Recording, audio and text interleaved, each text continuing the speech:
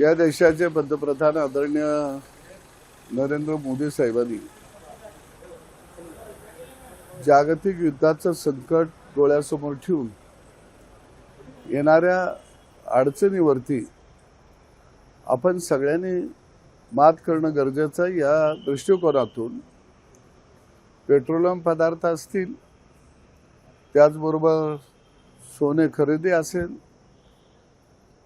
परकीय येणाऱ्या वस्तू बाजारातील असतील, याच्यावरती खरेदीवरती आपण निर्बंध आणलं पाहिजे। ते अशा पद्धतीचे चांगली भूमिका या देशाला आत्मनिर्भर बनवण्याच्या दृष्टिकोनातून आणि हा देश आर्थिक संकटात सापडला नाही पाहिजे अशा पद्धतीची भूमिका घेतली।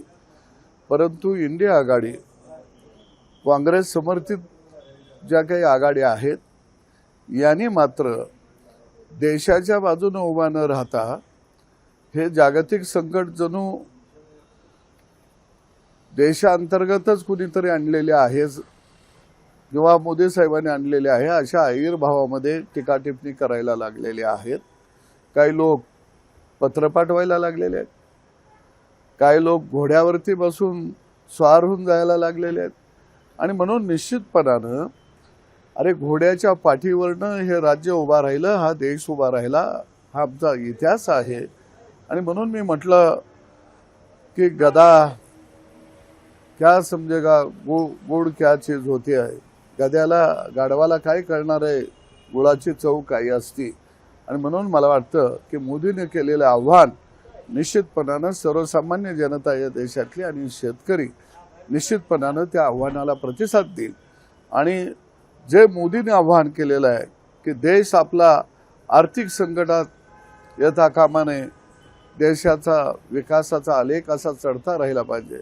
आणि याच संदर्भामध्ये आम्ही भव्य दिव्य शेतकरी परिषद सांगलीमध्ये आम्ही घेणार आहोत। आणि मोदी साहेबांना या देशातला शेतकरी येणाऱ्या संकटावर मात करण्यासाठी ताठपणाने उभा आहे। तुम्ही शेतकऱ्याच्या पाठीशी उभा राहा असा संदेश आम्ही त्या परिषदेमधून देणार आहोत। या देशाचे पंतप्रधान आदरणीय नरेंद्र मोदी साहेबांनी जागतिक युद्धाचं संकट डोळ्यासमोर ठेवून येणाऱ्या अडचणीवरती आपण सगळ्यांनी मात करणं गरजेचं आहे। या दृष्टिकोनातून पेट्रोलियम पदार्थ असतील, त्याचबरोबर सोने खरेदी असेल, परकीय येणाऱ्या वस्तू बाजारातील असतील, याच्यावरती खरेदीवरती आपण निर्बंध आणलं पाहिजे। ते अशा पद्धतीचे चांगली भूमिका या देशाला आत्मनिर्भर बनवण्याच्या दृष्टिकोनातून आणि हा देश आर्थिक संकटात सापडला नाही पाहिजे अशा पद्धतीची भूमिका घेतली। परंतु इंडिया आघाडी, काँग्रेस समर्थित ज्या काही आघाड्या आहेत, यांनी मात्र देशाच्या बाजूने उभा न राहता हे जागतिक संकट जणू देशांतर्गतच कुणीतरी आणलेले आहे किंवा मोदी साहेबांनी आणलेले आहे अशा आविर्भावामध्ये टीका टिप्पणी करायला लागलेले आहेत। काही लोक पत्र पाठवायला लागलेले आहेत, काही लोक घोड्यावरती बसून स्वार होऊन जायला लागलेले आहेत। आणि म्हणून निश्चितपणानं अरे घोड्याच्या पाठीवरनं हे राज्य उभा राहिलं, हा देश उभा राहिला, हा आमचा इतिहास आहे। आणि म्हणून मी म्हटलं की गदा क्या समजेगा गुड़ क्या चीज होती है, गद्याला गाढवाला काय कळणार आहे गुळाची चव काय असती। आणि म्हणून मला वाटतं की मोदीने केलेलं आव्हान निश्चितपणानं सर्वसामान्य जनता या देशातली आणि शेतकरी निश्चितपणानं त्या आव्हानाला प्रतिसाद देईल। आणि जे मोदीने आव्हान केलेलं आहे की देश आपला आर्थिक संकटात येता कामा नये, देशाचा विकासाचा आलेख असा चढता राहिला पाहिजे। आणि याच संदर्भामध्ये आम्ही भव्य दिव्य शेतकरी परिषद सांगलीमध्ये आम्ही घेणार आहोत। आणि मोदी साहेबांना या देशातला शेतकरी येणाऱ्या संकटावर मात करण्यासाठी ताठपणाने उभा आहे। तुम्ही शेतकऱ्याच्या पाठीशी उभा राहा असा संदेश आम्ही त्या परिषदेमधून देणार आहोत। इस देश के पंतप्रधान आदरणीय नरेंद्र मोदी जी ने जो जागतिक युद्धजन परिस्थिति के अनुरूप जो संकट निर्माण हुआ है, इस संकट से हमारा भारत विकास के दृष्टिकोण से अग्रगम करना बहुत जरूरी है।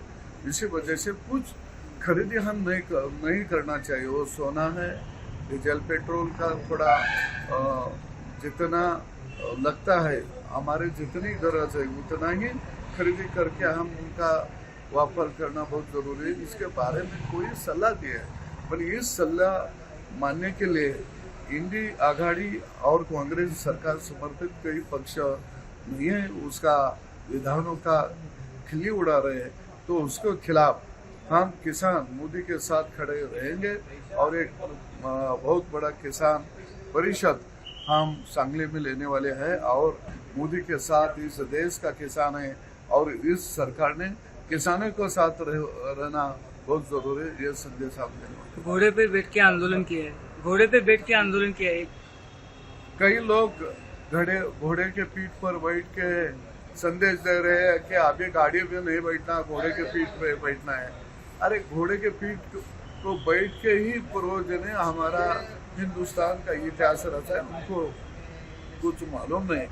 गधा क्या जानेगा घोड़ क्या चीज होती है।